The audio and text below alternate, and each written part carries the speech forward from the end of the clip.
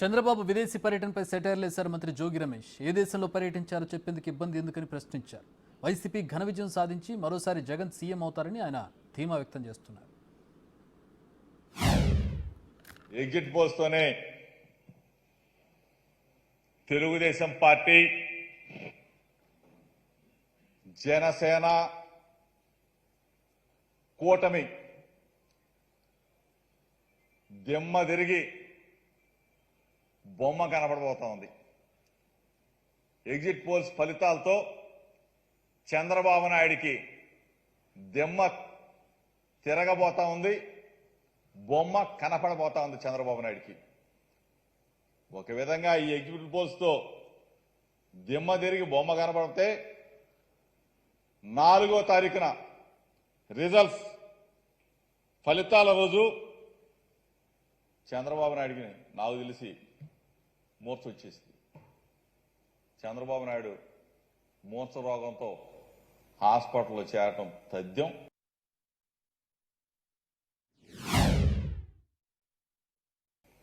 జగన్మోహన్ రెడ్డి గారు బ్రహ్మాండమైన భారీ మెజార్టీతో గెలవటం తథ్యం.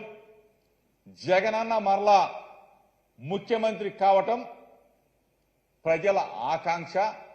ఇది తప్పక నెరవేరబోతా ఉందని చెప్పేసి మీ ద్వారా తెలుపుతూ, చంద్రబాబు నాయుడు ఏ దేశానికి పోయాడో తెలీదు, ఎక్కడున్నాడో తెలీదు, విశ్రాంతి కోసం వెళ్ళాడో తెలీదు, వైద్య పరీక్షల కోసం వెళ్ళాడో తెలీదు, పెట్టుబడుల్ని ఆకర్షించటం కోసం వెళ్ళాడో తెలీదు, పెట్టుబడులు ఆకర్షితుడై పెట్టుబడులు పెట్టడం కోసం వెళ్ళాడో తెలియదు. నల్లధనం మొత్తం కూడా తీసుకెళ్లి ఎక్కడన్నా ఏ దేశంలో పెట్టాడో అది తెలియదు. దోచుకున్న డబ్బంతా తీసుకెళ్లి ఏ దేశంలో ఉన్న దాచాడో అది తెలియదు. ఈ పరిస్థితుల్లో హైదరాబాద్ నుంచి బయలుదేరాడు. శంషాబాద్లో